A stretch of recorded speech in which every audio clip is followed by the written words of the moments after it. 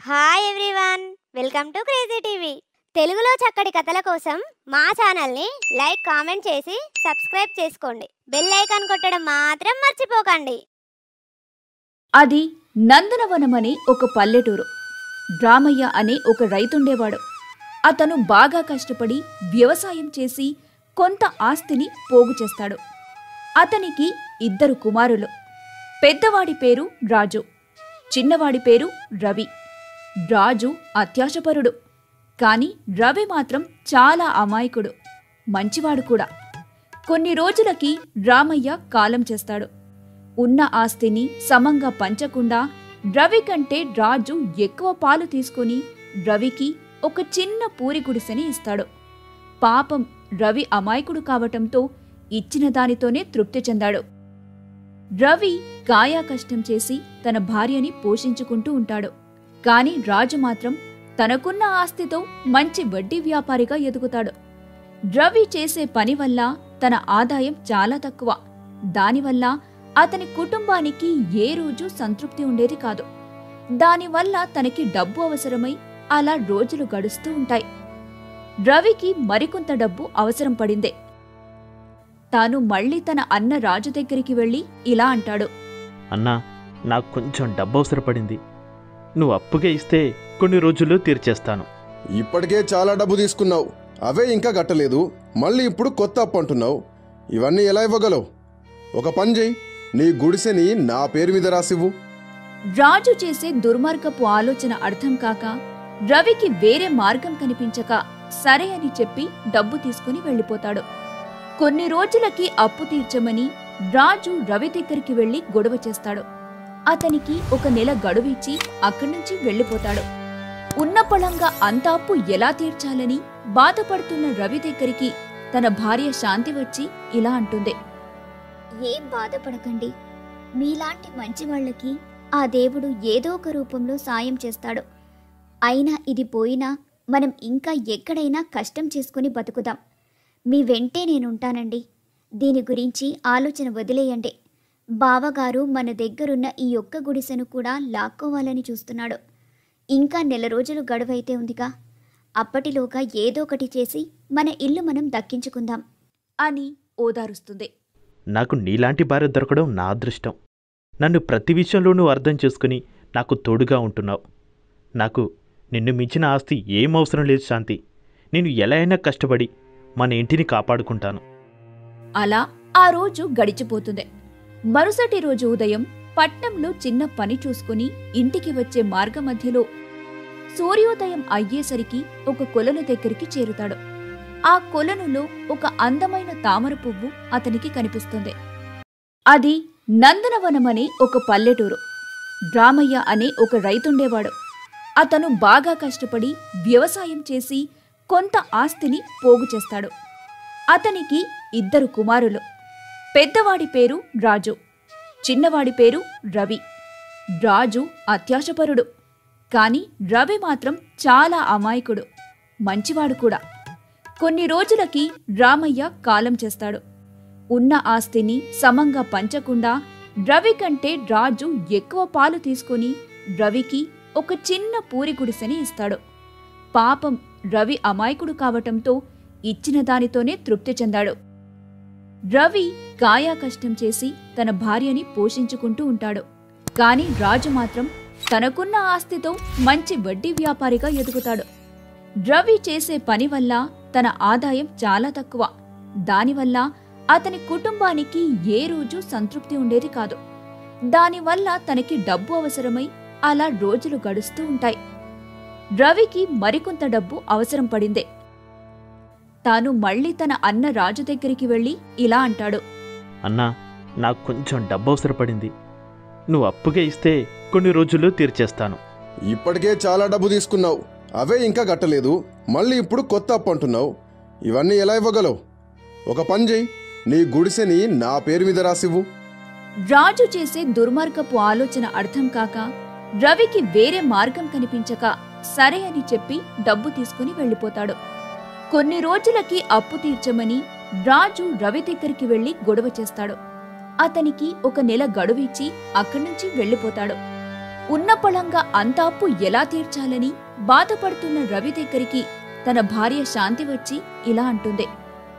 ఏం బాధపడకండి, మీలాంటి మంచి వాళ్ళకి ఆ దేవుడు ఏదో ఒక రూపంలో సాయం చేస్తాడు. అయినా ఇది పోయినా మనం ఇంకా ఎక్కడైనా కష్టం చేసుకుని బతుకుదాం. మీ వెంటే నేనుంటానండి. దీని గురించి ఆలోచన వదిలేయండి. బావగారు మన దగ్గరున్న ఈ ఒక్క గుడిసెను కూడా లాక్కోవాలని చూస్తున్నాడు. ఇంకా నెల రోజులు గడువైతే ఉందిగా, అప్పటిలోగా ఏదో ఒకటి చేసి మన ఇల్లు మనం దక్కించుకుందాం అని ఓదారుస్తుంది. నాకు నీలాంటి భార్య దొరకడం నా అదృష్టం. నన్ను ప్రతి విషయంలోనూ అర్థం చేసుకుని నాకు తోడుగా ఉంటున్నావు. నాకు నిన్ను మించిన ఆస్తి ఏం అవసరం లేదు శాంతి. నేను ఎలా అయినా కష్టపడి మన ఇంటిని కాపాడుకుంటాను. అలా ఆ రోజు గడిచిపోతుంది. మరుసటి రోజు ఉదయం పట్నంలో చిన్న పని చూసుకుని ఇంటికి వచ్చే మార్గమధ్యలో సూర్యోదయం అయ్యేసరికి ఒక కొలను దగ్గరికి చేరుతాడు. ఆ కొలనులో ఒక అందమైన తామర పువ్వు అతనికి కనిపిస్తుంది. తానక్కడికి వెళ్లి ఆ కమలాన్ని కోసి చేతిలో పట్టుకొని చూస్తూ ఆనందపడుతూ ఉంటాడు. వెంటనే అక్కడొక దేవత ప్రత్యక్షమవుతుంది. ఆమెను చూసిన రవి ముందుగా నమస్కరిస్తాడు. చూడు నాయనా, ఈ కొలనులో రోజు ఒక పువ్వు మాత్రమే పూస్తుంది. దాన్ని నేను నా పూజకి ఉపయోగించుకుంటున్నాను. అందుచేత నువ్వు కోసిన పుష్పాన్ని నాకు ఇచ్చేసి నీకు బదులుగా ఏం కావాలో చెప్పు. అది ఎంతటి వరమైనా నేను తీరుస్తాను అని చెబుతుంది. దానికి రవి ఇలా సమాధానమిస్తాడు. నన్ను క్షమించు తల్లి. నేను తెలియక ఈ పుష్పాన్ని కోశాను. తప్పు నాదే. నేను మీకు ఇచ్చేస్తాను. నాకు బదులుగా ఏం అవసరం లేదు అని చెప్పి ఆ దేవత స్త్రీకి పుష్పాన్ని ఇచ్చేస్తాడు. దేవత స్త్రీ తన అమాయకత్వం, మంచితనం చూసి ఇలా అంటుంది. నువ్వు చాలా మంచివాడివి. నా అంతట నేనే వరమిస్తా అన్నా వద్దు అంటున్నావు. నీ మంచితనానికి మెచ్చి వరమివ్వాలనుకుంటున్నా. ఏదైనా కోరుకో, తప్పకుండా తీరుస్తాను అని అంటుంది. దానికి రవి కొంచెంసేపు ఆలోచించి, దేవి, నా పేదరికం వల్ల ఇంటిలిపాది అసంతృప్తితో బ్రతుకుతున్నాం. మాకు ఎప్పటికీ అసంతృప్తి అనేది లేకుండా అనుగ్రహించు తల్లి అని కోరుకుంటాడు. రవి కోరికకు ఆశ్చర్యపోయిన దేవత స్త్రీ ఇలా అంటుంది. చాలా తెలివిగా వరం కోరావు. ఏ మనిషికైనా చివరికి కావలసింది సంతృప్తి. ఒకవేళ నీవు వేరే కోరిక కోరినట్టయితే మళ్ళీ ఇంకో మంచి కోరిక లేదే అని అసంతృప్తి మిగిలేది. నువ్వు కోరుకున్నట్టుగానే నీ జీవితం సంతృప్తిగా సాగుతుంది అని చెప్పి అక్కడి నుండి అదృశ్యమవుతుంది. ఇక అక్కడి నుండి రవి సంతోషంతో వెళ్ళిపోతాడు. వెళ్ళి జరిగిన విషయాన్నంతా భార్యకి చెబుతాడు. శాంతి కూడా చాలా సంతోషించి ఇలా అంటుంది. నేను చెప్పాను కదండి, మీ మంచితనానికి అంతా మంచి జరుగుతుందని. ఇక నుండి మనం బాధపడాల్సిన అవసరం లేదండి. ఇక సంతోషంగా బతుకుదాం అని అంటుంది. దానికి రవి సరే అని చెప్పి అక్కడి నుంచి వెళ్ళిపోతాడు. ఇక అప్పటి నుండి రవి ఏ పని చేసినా మంచి లాభాలు మిగులుతూ తన అప్పులన్నీ తీర్చి రాజు అప్పు కూడా తీర్చడానికి వెళ్తాడు. అతన్ని చూసిన రాజు ఇలా అంటాడు. ఎరా రవి, ఇల్లు నాకు ఇవ్వడానికి ఇంకా చాలా సమయం ఉందిగా, ఇంత త్వరగా ఇవ్వడానికి వస్తున్నావా? అయినా ఆ స్థలంలో మంచి ఇల్లు ఒకటి నిర్మిద్దాం అనుకున్నా. నేనే వచ్చి నిన్ను కలుద్దాం అనుకున్నా. ఇంతలో నువ్వే వచ్చావు. అని పెద్దగా నవ్వుతాడు. ఇల్లు ఇవ్వడానికే కాదు అన్నా, నా అప్పు తీర్చడానికి వచ్చాను అని చెప్పి తన అప్పు డబ్బు ఇచ్చేసి అక్కడి నుంచి వెళ్ళిపోతాడు. రాజు ఆశ్చర్యపోయి అలానే చూస్తూ ఉండిపోతాడు. తనకి ఉన్నపళంగా ఇంత డబ్బు ఎక్కడి నుంచి వచ్చింది అని. అలా ఆ రోజు గడిచిపోతుంది. అలా కొన్ని రోజులకి తన తమ్ముడి కుటుంబంలో వచ్చిన మార్పుని చూసి తనకేదో పెద్ద బంగారు నిధి దొరుకుంటుందని ఊహించి ఆ విషయమేదో తననే అడుగుదామని తన భార్య ఇంట్లో లేనప్పుడు తన తమ్ముడి ఇంటికి రాజు వెళ్తాడు. ఏరా తమ్ముడు, అంతా బాగున్నారా? మళ్ళీ అప్పు కోసం మా ఇంటి గడప కూడా తొక్కడం లేదుగా, ఏంటి విషయం? ఏమీ లేదన్నా, ఉన్న దాంట్లోనే నాకు సరిపోతుంది. నేను కష్టపడి చేసుకున్న దాంట్లోనే ఎంతో కొంత మిగులుతుంది. దాంట్లోనే మేము ఏ కొరత లేకుండా ఆనందంగా బ్రతుకుతున్నాం. నిజం చెప్పు, నువ్వు నా దగ్గర ఏదో దాస్తున్నావా? నీకేదో పెద్ద నిధి దొరికింది కదా? దానికి అమాయకుడైన రవి ఏం దాచకుండా అడవిలో జరిగిన విషయం మొత్తం చెప్పేస్తాడు. అది విన్న రాజు ఆశ్చర్యపోతూ అక్కడేమీ మాట్లాడకుండా తన ఇంటికి వచ్చి కూర్చొని ఆ దేవతని ఏం వరం కోరుకోవాలో ఆలోచించుకుంటాడు.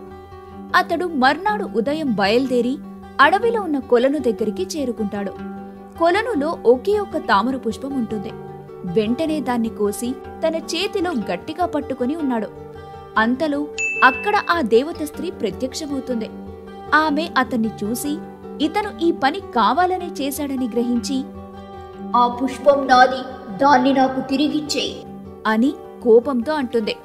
దానికి ఆ రాజు వెకిలిగా నవ్వి, దీన్ని నీకివ్వాలి అంటే నువ్వు నాకు వరమివ్వాలి, లేదా దీన్ని నీకివ్వను అని గట్టిగా చెబుతాడు. దాంతో ఆ దేవత స్త్రీకి ఇంకా కోపం వస్తుంది. తన పని ఎలా అయినా చెప్పాలి అని నిర్ణయించుకొని, ఏం కావాలో కోరుకో, కానీ కోరుకునే ముందు బాగా ఆలోచించుకో అని ముందుగానే హెచ్చరిస్తుంది. నేను నా మనసులో కోరుకున్న కోరికలన్నీ నెరవేరాలి. మితిమించిన కోరికలు ప్రాణాలకే దారి తీస్తాయి. సరే, అలాగే నెరవేరుతాయి అని చెప్పి ఆ పుష్పాన్ని తీసుకుని అక్కడ్నుంచి అదృశ్యమవుతుంది. ఇక రాజు అక్కడ్నుంచి సంతోషంగా ఇంటికి వెళ్తూ ఒక దగ్గర ఆగి ఒక బండరాయి మీద తనకు కావాల్సిన భోజనం కావాలని కోరుకుంటాడు. అలా కోరుకున్న వెంటనే అక్కడ ఒక బండరాయి మీద ఆహారం ప్రత్యక్షమవుతుంది. దాన్ని చూసిన రాజుకు చాలా ఆనందమేస్తుంది. వెళ్ళి వెంటనే భోజనం చేస్తాడు. భోజనం చేసి ఇంటికి బయలుదేరతాడు. ఇంటికి చేరుకున్నాక తన ఇల్లు ఒక భవనం కావాలి అని మనసులో అనుకుంటాడు. అలా అనుకున్న వెంటనే తన ఇల్లు అందమైన భవనంగా మారిపోతుంది. దాన్ని చూసిన రాజు ఆనందానికి అవధులుండవు. ఇక ఆ సాయంకాలం తన గొప్పలు చెప్పుకోవడానికి రాజు భార్య ఊర్లోకి వెళ్లి చీకటయ్యాక మళ్లీ తిరిగి ఇంటికొస్తుంది. దూరం నుండి తన భార్యని చూసిన రాజు తన మనసులో ఇలా అనుకుంటాడు, ఇదేంటి ఈ సమయంలో ఎవరో ఇటుగా వస్తున్నారు? దయ్యమైతే అయ్యుండదుగా. ఒకవేళ దయ్యమైనా తాను నన్నొచ్చి ఎత్తుకెళ్లదుగా అని ఆలోచిస్తాడు. తాను అనుకున్నట్టుగానే తన భార్య దయ్యంగా మారి తనని ఎత్తుకుని వెళ్తుంది. ఇక అతని కథ అక్కడితో ముగిసిపోతుంది. అయితే రాజుకి పిల్లలు లేకపోవడంతో తన ఆస్తులన్నీ తన తమ్ముడు రవికి దక్కుతాయి. అక్కడితో కథ సుఖాంతమవుతుంది.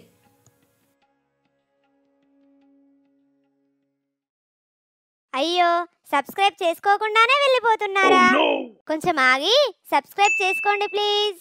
మరో కొత్త కథతో మీ ముందుకు మళ్ళీ వస్తాం. బాయ్. నేను మొక్కలేదు, నాకు తల్లి లేదు, అన్నీ నువ్వే అవుతావని నిన్ను మొక్కాను.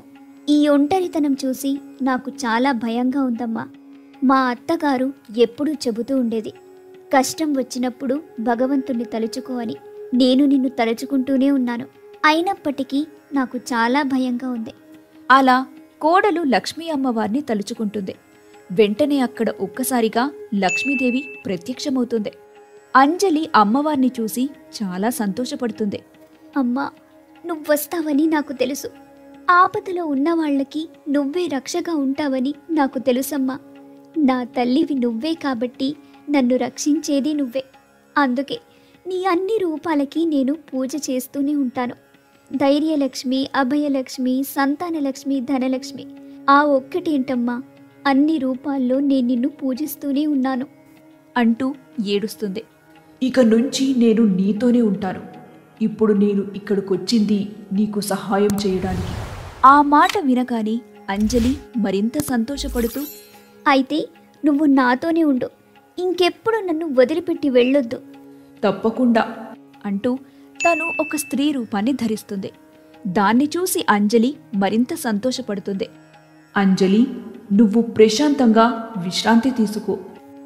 అలా అంజలి ప్రశాంతంగా నిద్రపోయిన వెంటనే లక్ష్మీ అమ్మవారు అక్కడ్నుంచి మాయమైపోయి పొలం దగ్గరికి వెళ్తుంది. అక్కడ పంటలు పండకుండా ఒక దయ్యం శాపం వల్ల ఇదంతా జరుగుతుందని గ్రహించిన లక్ష్మీదేవి తన నిజరూపం ధరించి ఇలా అంటుంది, నీవు నా కలల ముందుకి వస్తే నిన్ను ఏం చేయకుండా నీకు విముక్తి కలిగించి ఇక్కడ్నుంచి పంపేస్తాను, లేదా నిన్ను అంతం చేసి ఈ ఊరికి విముక్తి కలిగిస్తాను.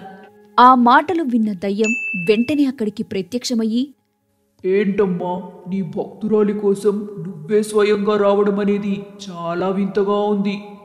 నా భక్తుల కోసం నేను ఎంత దూరమైనా ఎక్కడికైనా వస్తాను. కానీ నువ్వు ఎందుకు ఈ ఊరు మీద అంత పగబట్టావు? అందరి పంట పొలాల్ని ఎందుకు నాశనం చేస్తున్నావు? ఏం కావాలి? నాకు ఈ ఊరు ద్రోహం చేసింది, నన్ను ఊరి నుంచి వెలివేసింది. అందుకే నేను దయ్యంగా మారాను. వీళ్ళందరినీ నాశనం చేయడానికి తిరుగుతూ ఉన్నాను. ఏ తప్పు చేయకుండా నిన్ను ఊరి నుంచి బహిష్కరణ చెయ్యరు. నువ్వు చేసింది తప్పు, నాకు అంతా తెలుసు. నీ చేతబడి ప్రయోగాలు ఊరి మీద చూపించాలని మనుషుల ప్రాణాలతో ఆడుకున్నావు. అందుకే నిన్ను ఊరి నుంచి బహిష్కరణ చేశారు. అంతా తెలుసుకునే వచ్చావన్నమాట.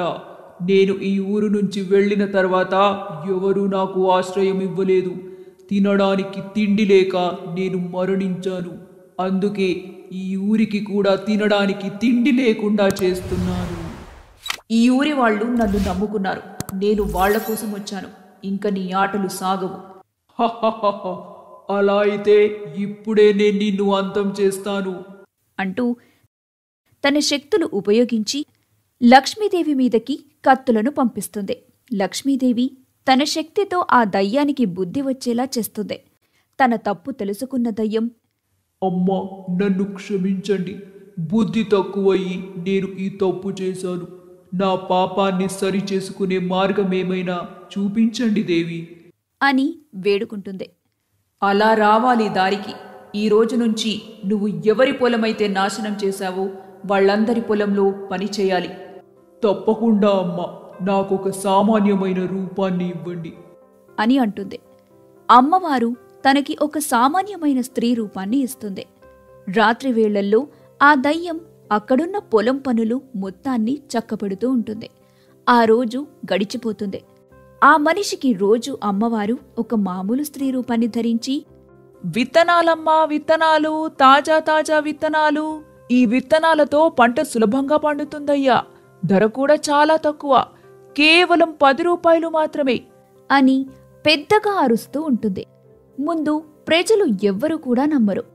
కాని తర్వాత వాళ్లే ఇందులో పోయేదేముంది, మహా అయితే 10 రూపాయలే కదా పోయేదన్నట్టుగా వాళ్ళు తీసుకోవటం మొదలు పెడతారు.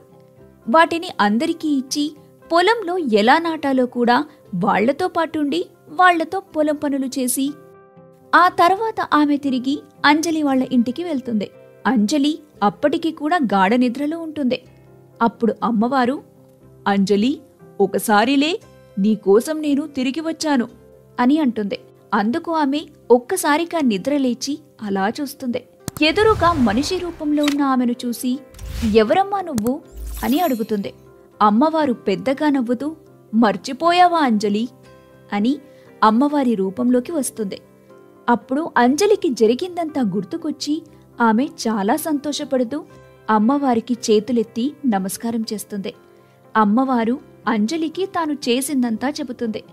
దాన్ని విన్న అంజలి, ఇక ఊరికి మంచి రోజులు వస్తాయి. అయితే ఆ దయ్యం కూడా పాపం కష్టపడుతుందన్నమాట. అవునంజలి, నెల రోజుల్లో అందరి చేతికి పంట వస్తుంది కదా. అప్పుడు ఆ దయ్యానికి విముక్తి కలిగి ఈ లోకాన్ని వదిలిపెట్టి వెళ్ళిపోతుంది. ప్రస్తుతం నేను నీతోనే ఉంటాను. నీకు పొలంలో సహాయం చేయడమే కాకుండా ఊరు మొత్తానికి సహాయం చేస్తాను. అందుకు అంజలి మరింత ఆనందపడుతూ సరే అనటంతో వాళ్ళు ప్రజలతో కలిసి పొలం పనులు చేయటం మొదలు పెడతారు. వాళ్ల పొలమే కాదు, చుట్టుపక్కల ఉన్న వాళ్లందరికీ కూడా సహాయం చేస్తూ ఉంటారు. ఆ దయ్యం కూడా స్త్రీ రూపంలో అందరికీ సహాయం చేస్తూ ఉంటుంది. 3 రోజులు గడిచాయో లేదో వాళ్లు చెప్పినట్టుగా మొక్కలు రావడంతో అందరూ ఆశ్చర్యపోతారు. అసలు విత్తనాలు భలే విచిత్రంగా ఉన్నాయి. పైగా అదేంటో కలుపు మొక్కలు ఎప్పుడు పొలంలో ఉండేవి, ఎవ్వరి పొలంలో కూడా కలుపు మొక్కలు లేకుండా పోయాయి. ఆమె ఎవరో అందరి పొలంలో ఉచితంగా పనులు చేస్తుంది. విత్తనాలు అమ్మడానికి వచ్చిన వాళ్ళు కూడా అందరికీ సహాయం చేస్తున్నారు. చాలా విచిత్రంగా ఉంది. వీళ్ళందర్నీ ఆ భగవంతుడే పంపించినట్టున్నాడు అని వాళ్ళందరూ మాట్లాడుకుంటూ ఉంటారు. నెల రోజులు ఇలా గడిచిపోతాయి. అందరి చేతికి పంట వస్తుంది. పంటను చూసి వాళ్ళు కంటతడి పెట్టుకుంటారు. ఆకాశం వైపు చూసి దేవుడికి కృతజ్ఞతలు చెబుతూ ఉంటారు. భగవంతుడా, ఇప్పటికీ మా మీద నీకు దయ కలిగిందా స్వామి? చాలా చాలా కృతజ్ఞతలు మీకు. ఇన్ని రోజులకు గాను మా మీద దయ చూపించారు. ఈ రోజు మేము మర్చిపోలేని రోజు అంటూ అందరూ కృతజ్ఞతలు చూపిస్తారు. వాళ్ళందరూ కూడా అమ్మవారి దగ్గరకు వచ్చి, మీరు మాకు విత్తనాలిచ్చి పొలం పనుల్లో చాలా సహాయం చేశారు. భగవంతుడి దయ వల్ల, మీ సహాయం వల్ల పంట బాగా పండింది అంటూ ఆమెకి కూడా కృతజ్ఞతలు చెప్పుకుంటారు. తరువాత స్త్రీ రూపంలో ఉన్న దయ్యానికి కూడా చాలా చాలా కృతజ్ఞతలు చెప్పుకుంటారు. దాన్ని చూసి ఆమె మరింత సంతోషపడుతుంది. అందరూ ఆనందపడుతున్న సమయంలో అమ్మవారు అక్కడ్నుంచి మాయమైపోతుంది. దాన్ని చూసి అంజలి కొంచెం కంగారు పడుతుంది. అప్పుడు ఆమెకు స్వరం వినబడుతుంది. అంజలి, నేను మళ్ళీ నీకోసం తప్పకుండా తిరిగి వస్తాను. నువ్వేమీ అధైర్యపడకు. ఇక ఈ డబ్బుతో నువ్వు హాయిగా బ్రతుకు. నీకు అంతా మంచే జరుగుతుంది. అందుకు ఆమె సంతోషపడుతూ సరే అని అక్కడ్నుంచి వెళ్ళిపోతుంది. స్త్రీ రూపంలో ఉన్న దయ్యానికి విముక్తి కలిగి అక్కడ్నుంచి మాయమైపోతుంది. ఆ తర్వాత పంటనమ్ముతారు. పంటని అమ్మడం ద్వారా వాళ్లకి మంచి లాభాలొస్తాయి. వచ్చిన ఆ లాభాలతో ఊరంతా కూడా సంతోషంగా వేడుకలు జరుపుకుంటారు. అయ్యో, సబ్స్క్రైబ్ చేసుకోకుండానే వెళ్ళిపోతున్నారా? కొంచెం ఆగి సబ్స్క్రైబ్ చేసుకోండి ప్లీజ్. మరో కొత్త కథతో మీ ముందుకు మళ్ళీ వస్తాం. బాయ్.